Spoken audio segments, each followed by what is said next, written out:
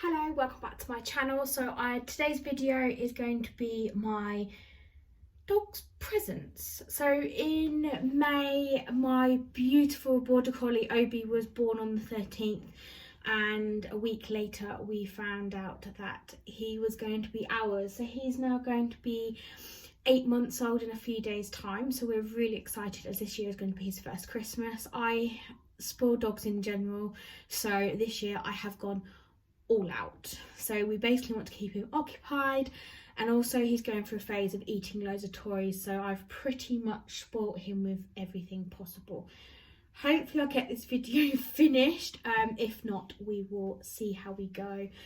He is actually here, but he's snoozing at the moment, so I'm hoping I can get this video done. The idea is hopefully to de-tag everything and get everything in bag. So I've bought this sack.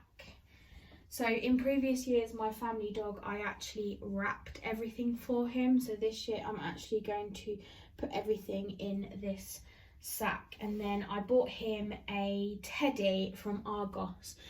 He's going through a humping stage. There's nowhere else to put it, and he's got a polar bear that used to be mine. I actually gave it to him when he was a puppy because he liked to cuddle up with something in his crate, but now it's his buddy. So we are going to we bought an alternative because basically he ruined the polar bear, but I was actually able to stitch it back together. That was a miracle. And I'm basically going to give the teddy in the top of the sack for Christmas, which I thought would be quite cute, and then he can use it as much as he likes. So in today's video I'm going to basically show you what everything I bought over the last, I'm going to say a good 3 months. I've slowly been gathering things. If you've not seen my Christmas food haul, I will link it down below. Basically, I spread things out, especially Christmas shopping, with all the issues of people being on furlough, being made redundant. My heart goes out to everybody who's lost their jobs over this COVID-19. I've been one of the lucky ones that was able to keep my job. It was very touch and go for a long time that I wasn't going to get my job back. I love my job, so I'm so thankful, but my heart goes out to everybody, and if there's something I can do for anyone, I'm happy to help out. So yeah, let's get into the video. So in this sack for Obi, he is going to have a load of toys and also some few snacks. So every year, previously with my family dog Maverick, you may see in a video hopefully later on, is this pedigree stocking. Now we've always done it, and it basically has a rodeo toy, a jumbo, which is one of Obi's favourites, the tasty minis, which are brilliant. I mean brilliant for training because they're little and soft. And then also the Dentastick, which also Obi absolutely loves. After his dinner, he actually sits in his crate. He's got a little pen, and basically we watch that out. So basically, some years they do come with a toy, but I don't think this year they are going to. Doesn't look like it. But yeah, really excited to see him open this. But it's great to have some nibbles because dog treats do add up. I have noticed having my own dog and having to buy everything, things add up. I mean, originally we were buying Wainwright's wet food. We bought the dry food in the big sacks in Pets at Home. They were doing like 2 sacks for £39 instead of like £64, and instead of being £40 each, £39 each, which was a great save. So we bought 2 sacks of them, and then we were buying the wet food, but as he got bigger, he was eating more, and going by the guideline on the packet, as you do, because obviously you're learning how much your dog eats, he was basically eating a tray a day because we split it into 2 wet meals a day, one in the morning, one in the evening, and basically he was eating a tray a day, and they were £12 for a tray, so they were £1 a tray. We have now worked out he's now going for a can, so in Tesco's, oh, that's chickpeas. Typically we get the puppy food from Tesco's. They come in a pack of 6 for £2.50. For 6 days, it's cost me £2.50, and it's great because some days we put this wet food in Kong's. It's helped out with his stomach because his stomach was a little bit upset at one point. So yeah, it's been a really good investment, and you basically find out what your dog likes and dislikes, because some dogs are really picky and some people want to put them on raw food or not. And I decided to go on the wet food front and mix it between two. Eventually he might only have one a day, but at the moment, as he's still young and growing, and we know when he's hungry because he basically asks for his breakfast, we basically give him that. So also I happened to be in Sainsbury's getting a few bits and pieces for something else, and I spotted these. So these are the Christmas pudding biscuits, and they are for dogs. And there was also a biscuit bone festive, and they're both by Sainsbury's. Now I thought these were such a clever idea because they're just different from your normal pedigree treats, or you know, all the different brands of you can think of treats, and I just thought it'd be really nice for Christmas. So they are going in his sack. Then if you did see my cherries haul, which I will link down below, my in the Style and Cherries haul, I bought him a new rope toy, and also I bought him Santa, the reindeer, and there is a snowman here as well. They were like £1.50 each, and then this was a few pounds as well. I actually saw this on Hazelwood, so thanks to you and Lola, your little puppy, for this, because trying to find a toy that he won't destroy straight away is not easy. He's destroyed most toys, including those Kong wobbler friends. It's like a hippo with a squeaker at the bottom and then legs. He's actually eating through the legs. He's actually eating through his leads. So yeah, it's literally giving him loads of toys. Once they're destroyed, they're not costing him a fortune, and then they go in the bin. He will probably eat this rope within 5 seconds, but at least Santa, thank goodness he doesn't squeak.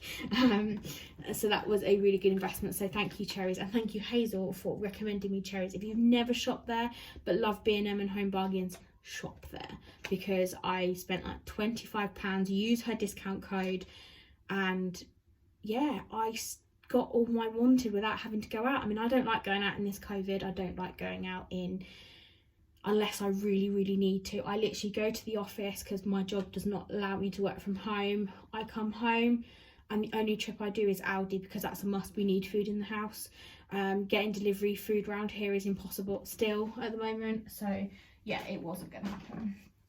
Also, I also picked up in Sainsbury's, I think there was 2. I bought him a festive pig. I'm not going to squeak because he's actually just fallen asleep. So every year I've bought my family dog Maverick a pig, and he's had a festive one and all sorts, and I just thought this was really cute, and Obi loves his pig that he's got now, so I thought a festive pig was a good idea.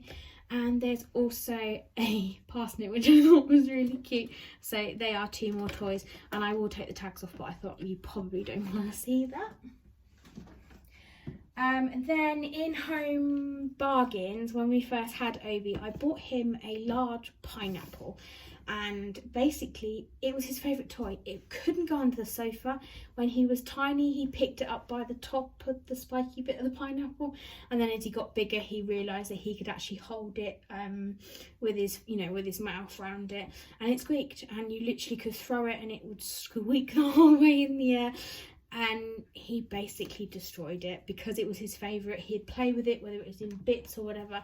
So trying to find a replacement for that favourite toy was really difficult, and luckily he has moved on to other things. But when I was in Home Bargains, I found the same range, but typically they didn't actually have the pineapple, but they had 2 different ones. They had a set of grapes and a pear.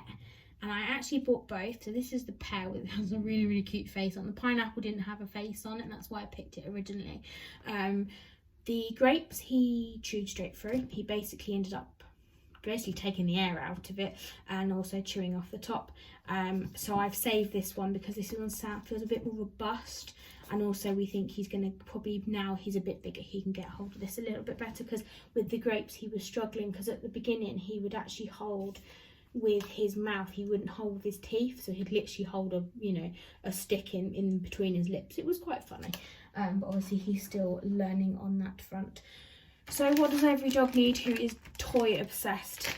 Tennis balls. These are from B&M. They were £1.99. They've got little paw prints on. We go through tennis balls quite quickly. We've had the Kong Squeak air balls. Now they are worth the money, but we try and mix it up. So if I take 2 balls with me, I take a non-squeaking and a squeaking one, because normally the non-squeaking one gets damaged, but means the other one doesn't, which means they last a little bit longer. So that is a little tip for you if you do have a dog. Next up, had to be done, Christmas turkey. So again, is another squeaky toy. I don't think it was much than like £1. I'm not going to squeak it because it will make a horrible noise and the dog will wake up. In the range, when I was there a few weeks ago, it was the worst experience ever, because there were so many people in there. It was really busy. It wasn't even a Saturday, it must have been half term. There was people everywhere. No one was social distancing, but obviously everyone was wearing masks. I just wanted to get in and get out. So I actually picked up this ball, which one of my neighbours has for her dog, Boss. He's a German Shepherd who turns 2 in February. And Obi really liked this ball when he went to go and play with him. So actually I thought I'd get him one of his. I also bought another one for Maverick, so hopefully he will enjoy that as well. I also then went for a bit of a dinosaur theme.